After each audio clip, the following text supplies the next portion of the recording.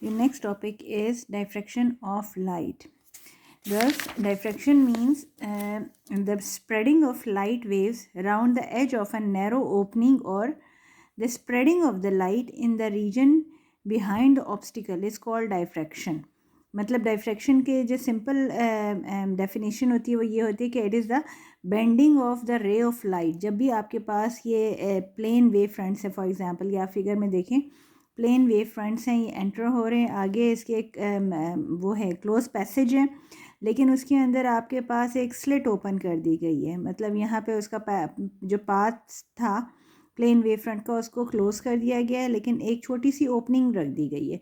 उस ओपनिंग की वजह से क्या हुआ है, जो लाइट की वेव्स आ रही थी ये बेंड हुई हैं, और बेंड होने के बाद इस ओपनिंग में से वो बेंड हो के फिर वो bending of ray of light हो रही है. जो ये प्लेन वेव फ्रंट्स हैं ये बेंड हुए हैं और ये स्फेरिकल वेव फ्रंट में कन्वर्ट हो गए.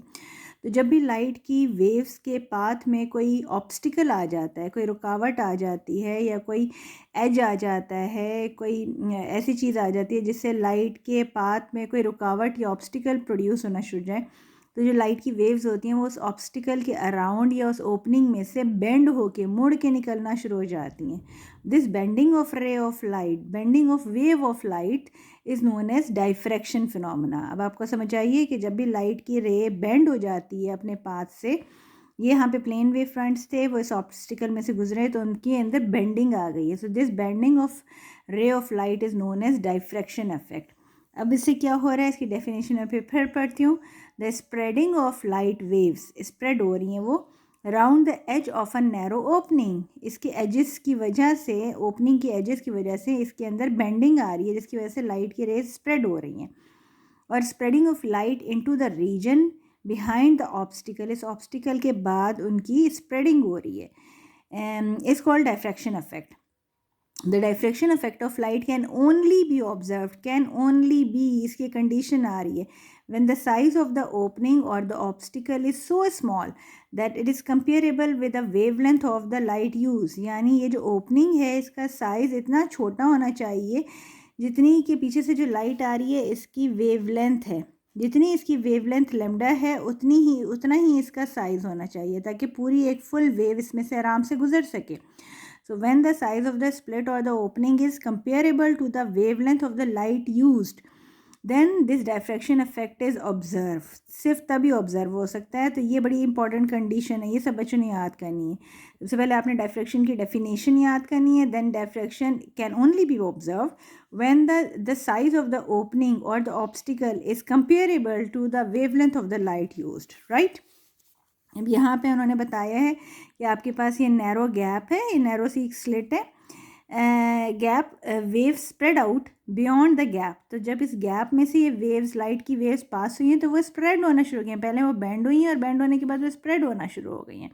This spreading of the ray waves of light is known as diffraction effect, right. ये डाइफ्रैक्ट हो रही हैं.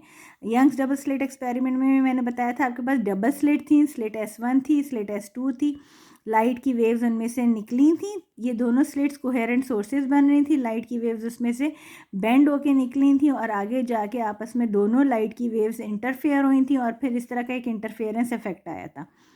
अब यहाँ वो कह रहे हैं कि डायफ्रैक्शन इज़ मोस्ट ऑब्वियस, ज़्यादा अच्छा नज़र आता है when the gap is approximately the size of the wavelength of the wave. वही बात कि जो साइज़ ऑफ द ओपनिंग होती है ये इक्वल हो जो पीछे से लाइट की वेव्स आ रही हैं उनकी वेवलेंथ की, यानी जो वेवलेंथ ऑफ द लाइट है वो मैच कर जाए ओपनिंग के स्लिट के साइज़ से. दोनों के साइजेस जब मैच कर जाएं तो तब आपके पास ये डायफ्रैक्शन इफेक्ट का जो पैटर्न आता है ये बहुत ही अच्छा सा प्यारा सा एक पैटर्न आपको ऑब्टेन होता है. ये जो पैटर्न है इसको उन्होंने इस तरह से करके इंटेंसिटी डायग्राम के शो में फॉर्म में दिखाया है. वो ये कह रहे हैं कि बिल्कुल सेंटर में आपके पास एक इंटेंसिटी मैक्सिमम ऑब्टेन होती है, मैक्सिमम लाइट इंटेंसिटी ये सेंटर में.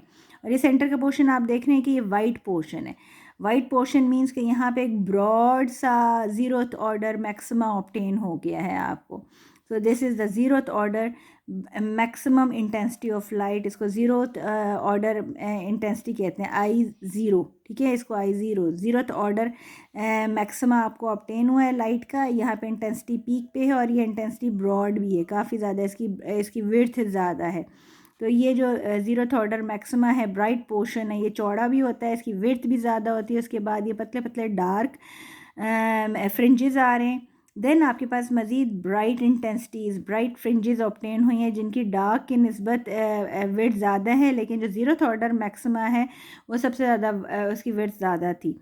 देन फर्स्ट ऑर्डर मैक्सिमास आपको ऑब्टेन हुए हैं। फर्स्ट ऑर्डर मैक्सिमास की इंटेंसिटी जो होती है फर्स्ट ज़ीरोथ ऑर्डर मैक्सिमम की इंटेंसिटी से काफ़ी कम हो चुकी होती है। These are the first order maximum intensities, and then second order maximum intensities, then third order maximum intensities, और उनके बीच में आपको ये डार्क फ्रिंजेस यानी इंटेंसिटी बिल्कुल डाउन हो रही है, ये भी ऑब्टेन हो रही हैं। So this is the intensity diagram of the diffraction fringes and this is the fringe diagram for the diffraction pattern. अच्छा, अब आगे फर्दर वो आपको फर्दर ये कह रहे हैं, in Young's double slit experiment the light from the slit C simultaneously illuminate the slits A and B. This is only possible if the light passes through the narrow slit C, bend around the corner of C and hence spread out in the region between C and the slit A and B. अच्छा, यहाँ पे अगर मैं young double slit experiment पे वापस आऊँ तो young double slit experiment में मैंने आपको बताया था इसका operators, yes here is the operators. ये आपकी मोनोक्रोमेटिक सोर्स थी जिससे वेवलेंथ लेमडा की लाइट वेव्स एमिट हो रही थी। ये स्लिट सी थी। स्लिट सी में क्या था, लाइट की वेव जब यहाँ पे पड़ी थी तो स्लिट सी से वो, चूँकि this is a very narrow opening, तो लाइट की जो रेज निकली थी वो बेंड होना शुरू हो गई थी, वो बेंड हुई थी, और उन बेंडिंग की वजह से ये स्लिट ए ऊपर वाली और स्लिट बी नीचे वाली दोनों एट अ टाइम इल्यूमिनेट हुई थी यानी रोशन हुई थी। तो अगर ये जो स्लिट सी में से जो लाइट की वेव्स पीछे से एंटर हुई थी वो बेंड ना होती, इस तरह से मुड़ती ना, स्फेरिकल ना बनती, तो आपके पास स्लिट ए और बी एट अ टाइम दोनों इल्यूमिनेट नहीं हो सकती थी, रोशन नहीं हो सकती थी। ये रोशन या इल्यूमिनेट तभी हुई हैं जब स्लिट सी में से जो लाइट की रे निकली है वो बेंड हुई और स्प्रेड हुई है, स्प्रेडिंग हुई है। स्प्रेडिंग की वजह से वो लाइट की रे ए पे भी पहुंची है और बी में भी पहुंची हैं, और ए बी में से दोबारा से bending of ray of light हुई हैं क्योंकि ये भी नैरो ओपनिंग्स हैं।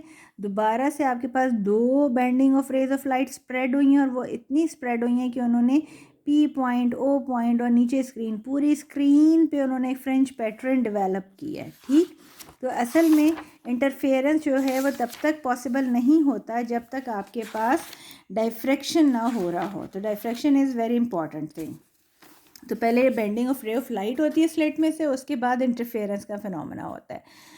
अब फर्दर वो ये कह रहे हैं कि आपके पास the diffraction effect are produced when a beam of monochromatic light passes through a narrow slit, यानी जब नैरो स्लिट में से मोनोक्रोमेटिक लाइट पास होती है तभी डाइफ्रैक्शन इफेक्ट प्रोड्यूस होता है, क्योंकि नैरो ओपनिंग में से वो जो मोनोक्रोमेटिक लाइट है जब वो गुजरती है तो वो बेंड हो जाती है और वो स्प्रेड हो जाती है, और स्प्रेड हो के वो स्क्रीन तक पहुँचती है। It should be noted that the central maximum is of high intensity and very broad as compared to other maximums. ये मैंने आपको भी बताया था कि जो सेंट्रल आपके पास पोर्शन है ये वाइट कलर का और ब्रॉड है, काफ़ी चौड़ा है। इसको ज़ीरोथ ऑर्डर ब्राइट पोर्शन कहते हैं, ज़ीरोथ ऑर्डर मैक्सिमम कहते हैं। और यहाँ पे उसके इंटेंसिटी डायग्राम में भी बता रहे हैं कि इंटेंसिटी काफ़ी हाई है और काफ़ी इसकी विड्थ भी ज़्यादा है, विड्थ भी ज़्यादा है, हाइट भी ज़्यादा है।